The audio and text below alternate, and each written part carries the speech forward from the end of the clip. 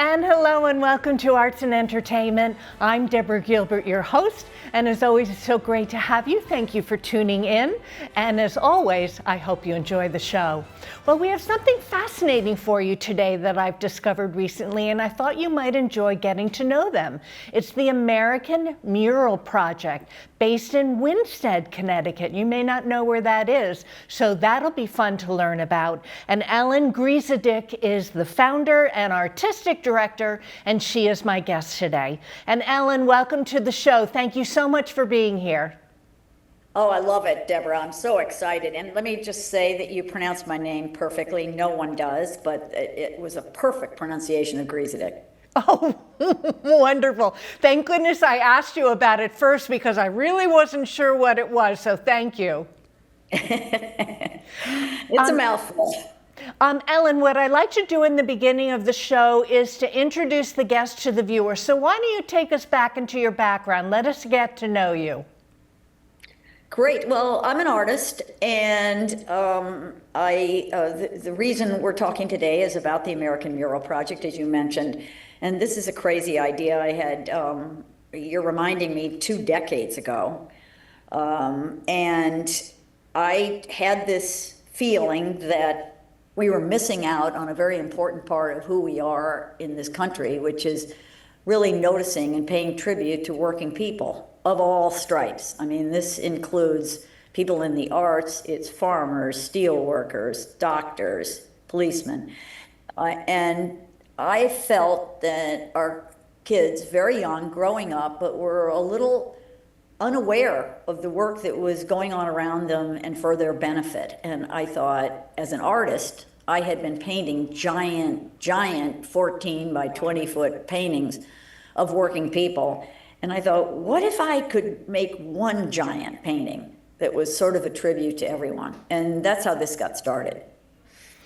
Okay, what does that mean to you? I mean, you were doing murals beforehand and then decided to do one large one. Is that located in Winstead? Yeah, that's the thing.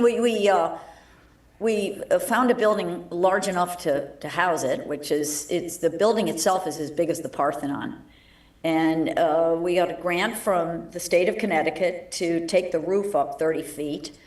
And it was crazy. The whole idea is really crazy. And you can imagine trying to convince people of the merits of this when you're looking at this sort of dungeness, dark, wet ground floor and talking to people about ripping out the second floor, taking out the beams, raising the roof, and in Winstead, Connecticut. And I feel that everything I wanted to do in this project has been fulfilled as far as step number 1, because we can talk about step number 2, which is where we're going next. But step number 1 was to create this space for the mural. And in doing so, if you can make something so big people can't miss it, then you're going to get their attention one way or the other. So that was the first step. Getting this grant from Connecticut allowed me to be able to go ahead with it and start gathering more and more support from people who started to see what I was trying to do. I scratch my head all the time, and especially at this time of year when I'm thanking so many people who've supported us, and I think about that support group goes way back 2 decades, right up to present time. We've been open for several years now to visitors on Friday, Saturday, and Sunday, and people come in and take a look at the mural. And my favorite thing is visiting with people who come, because my biggest wish in all of this when it was started, and for the years I painted it up on ladders and everything, was being sure that in this tribute to people who work, I included everyone. And I love when people tell me what they're doing, what they did, and how this mural affects them, which was, as an artist, you sit there and go, will anybody care? And everybody seems to care. Everybody that walks in is pretty excited. And I think one of the things the scale gives it is that sense of awe. And in this day and age, especially right now, I'm not talking politically, but I'm just saying in general, we're at a stage in our country's life and the world where we are finding it harder and harder to have moments of awe, whether it's you go out to the Grand Canyon, you have a moment of awe. What people need to do is experience that sense of awe. And what it does is it takes you outside of yourself and you start thinking about things that involve all of us and what we can do together. And to me, that's the power of the mural. When you thought about painting this mural, did you know the subject matter you wanted to highlight, and did you think about how large it was going to be? Well, the final thing that prompted it was I was out at Boeing and I was working on a painting of the 747. And when you go into that building where the fabrication is happening and you see these guys running around, they ride to their workstations on bikes. I mean, it's a tremendous high to see the engine go on the fuselage and to look up and see Bob up there with his team, and those are the only guys that put engines on 747. Now, it is to say that it is still up to human beings, but it is a tremendous high. And I think that what you're trying to do is express the experiences you're having and express the general idea of how much we owe to everyone who works at every job. And that seems to be well satisfied with the size and scale of this. My question to you is kind of to go back to the beginning. Did you know growing up that you wanted to be an artist?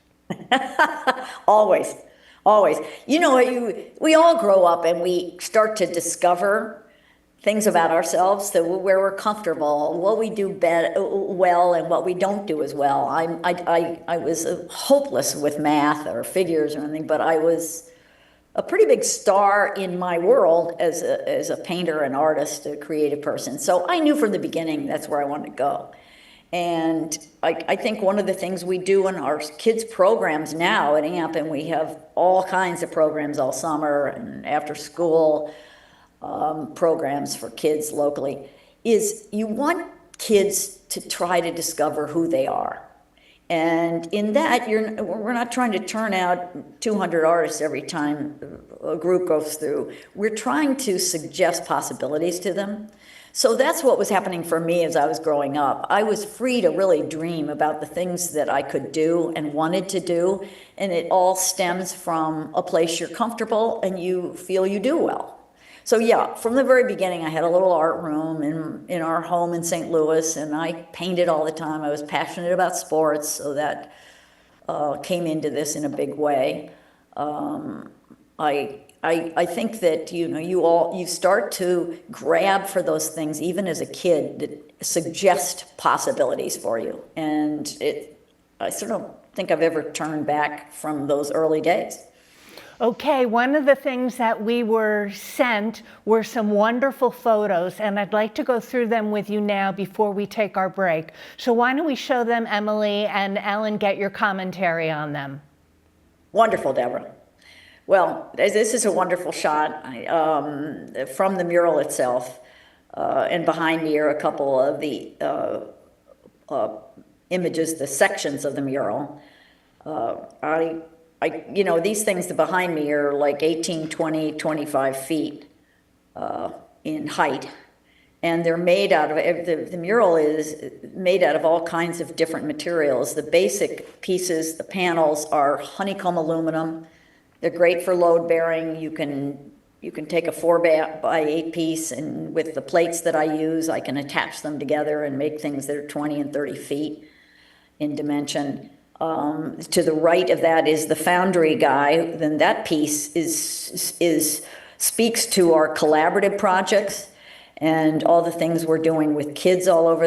All that ceramic clay was done by 8 different schools in Connecticut, Massachusetts, and New York. So now, in this case right here, you're seeing a family that I adore that I met last year, and this is a normal scene at AMP, which is visitors come in and you can view the mural on 3 different levels. I believe we're on the 2nd level here. There's a level above this that you can, yes, you can be a little bit higher. You want to be able to look straight across at every part of the mural, and it is massive. It is huge. But the best part of the people that come, and this particular family I met this day, and the little girl Vendetta was working on a recycled outfit at her school in Brooklyn, and we started talking about it, and I said, oh my God, you've got to get into our recycled runway, which is an event we have every other year. People create designs and clothes and walk down a long runway, but all the clothes are recycled. And we pack the place because it is such a popular event. Well, Benedetta, on her own, decided she was coming up for this, and her grandmother, who is seen here, Robin, said, I'll meet Benedetta here, and we'll be part of this. And boy, was she ever great walking down the runway. So, it's the fun of bringing all these people from all over together. And all of us are working together to make it bigger, better, and more exciting every day. Okay, next one, please. This is the outside of the mill. And you get a kind of feeling for the height of it, and it's hard to understand how big it is, but I always say it is exactly the footprint of the Parthenon, is to give you some sense of that dimension. And it's magnificent, and it's still a minor miracle or a major miracle that we caused this to happen, because you can imagine waving your arms and trying to describe to different governors how great this is going to be. And everybody kind of goes, good luck with that. Okay, Emily, next one, please. This is Eli working with some of our kids in the after-school programs. We have the greatest staff, and we have so much fun. This is the program room, which is off of the big room, and it allows us to have kids. This is an after-school program. Great for the community. We're able to take these kids out after school, and they stay with us until 5 o'clock when their parents pick them up. And we have a magnificent fleet of interns and teaching artists that are top of the game. And I don't know how we keep getting so lucky with all this. Our staff is magnificent, and the kids love it. Okay, Ellen, hold that thought.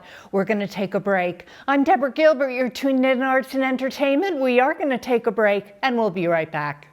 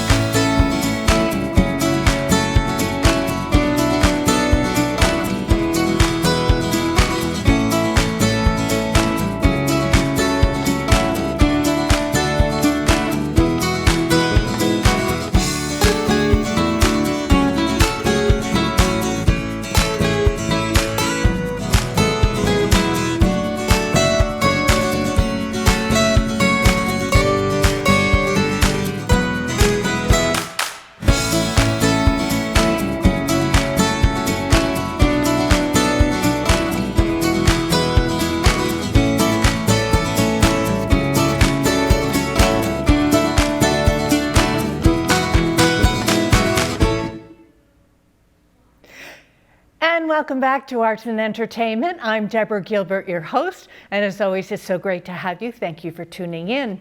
We are talking about the American Mural Project.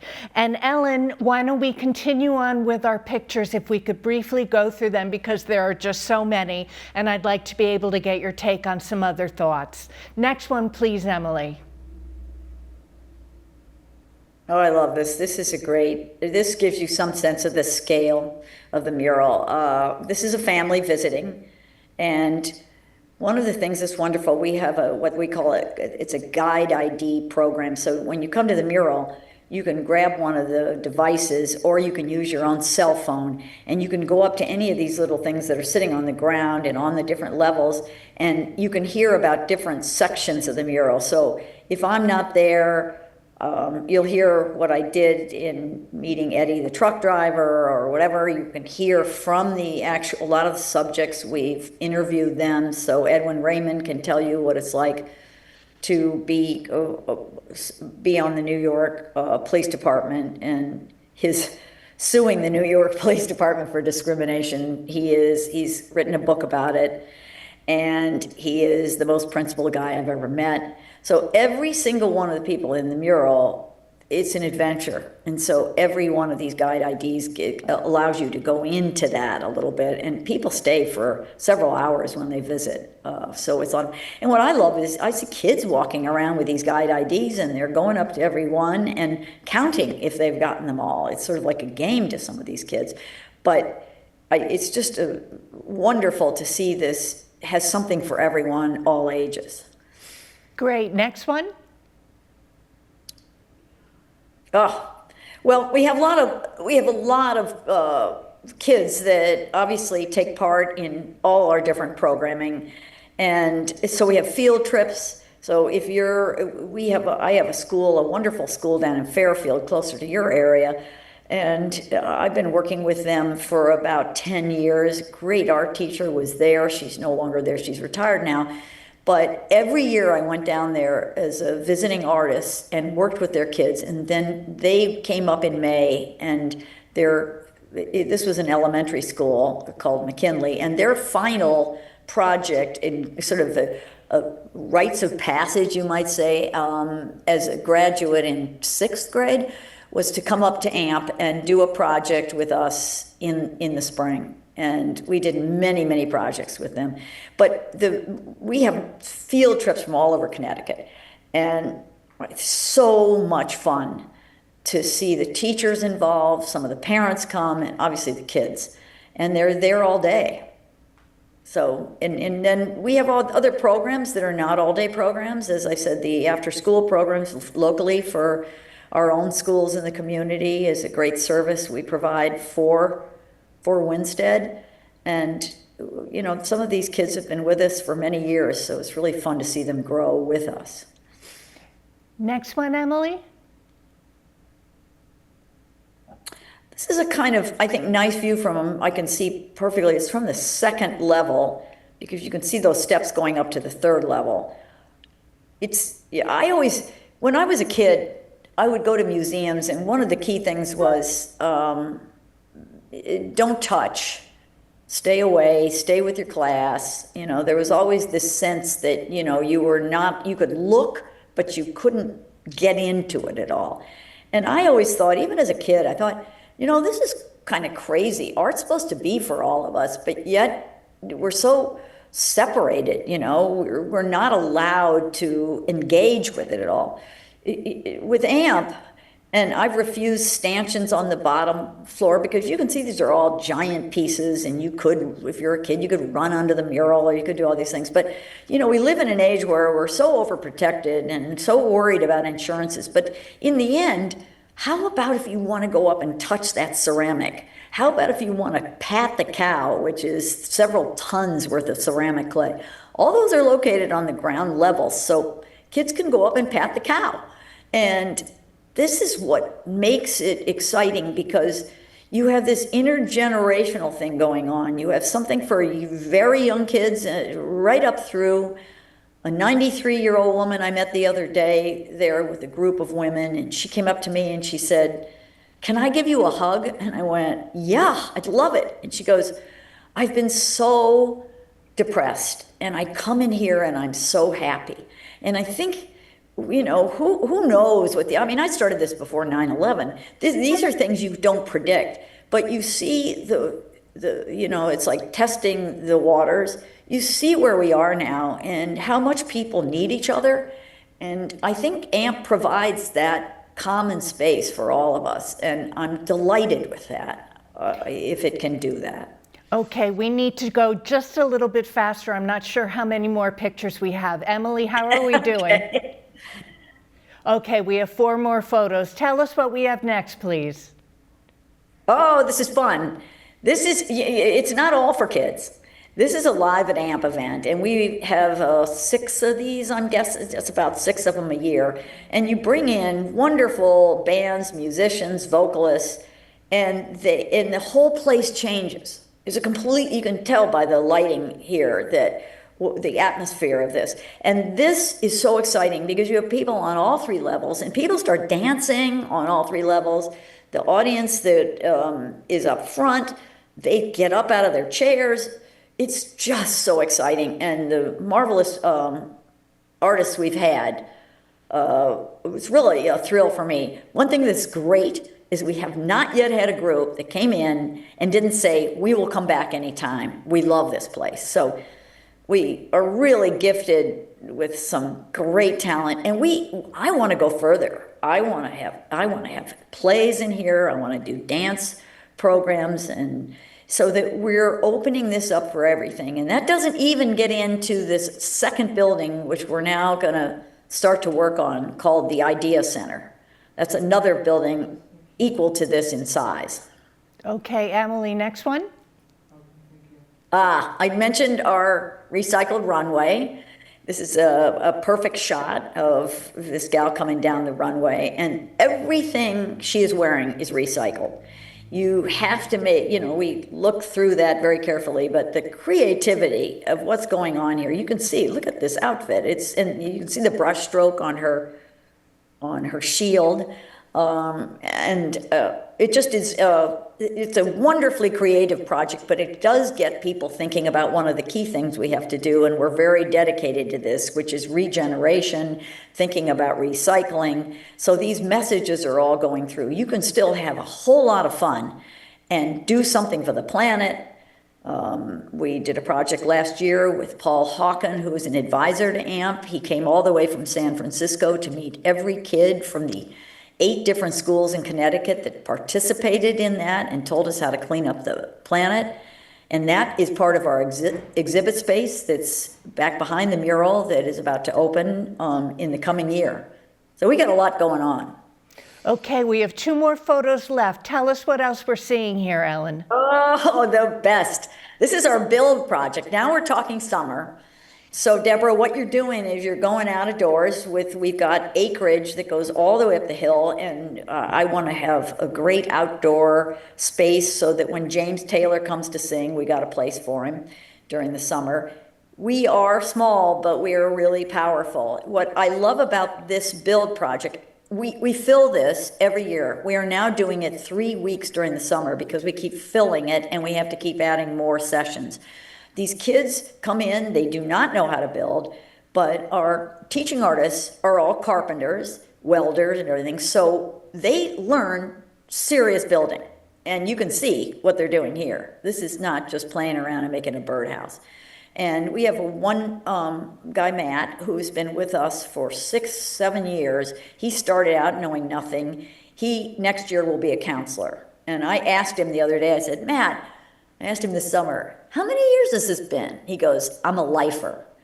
And this is what I love. These kids just love coming back. Okay, we have 1 more picture, and then we're slowly running out of time after that. Okay, well, I can come back. So we can do, there's so many stories about AMP. Yeah, that's true. Okay, good. So it's so much fun to do this. And what you're seeing here is a visitor's day, or either that or it's a special event. But people just love to roam around, look at everything, do the guide IDs, and enjoy themselves. And everybody has a story to tell. And as I said, my favorite part is I really feel that people feel included. We are slowly running out of time. Any closing thoughts for the viewers before we say goodbye? Well, I think the main thing, Deborah, is I encourage everybody to come visit us because there's no way you're going to be able to take this in. Everyone who comes in who has not been in there stands there for a couple of minutes and go, I had no idea. The scale of this thing really, it just gives you a whole different feeling. But it is also fun because there are so many things to do there for all ages, and it would be really fun to have your viewers come up and see it for themselves. Well, I want to thank you so much for being here today. It's been a pleasure to learn all about it, and you've been a wonderful resource for us today. Thank you so much. Hey, Deborah, thank you so much. And come on up to AMP and I'll give you the tour. Okay, will do. And I'm Deborah Gilbert. You've been tuned in to Arts and Entertainment. In case you need to reach me, I'm at artsandentertainment@mail.com. Well, I hope you have a super day today. I really hope you've enjoyed it. It's very interesting, wasn't it? Thank you again for tuning in. I'll see you next time.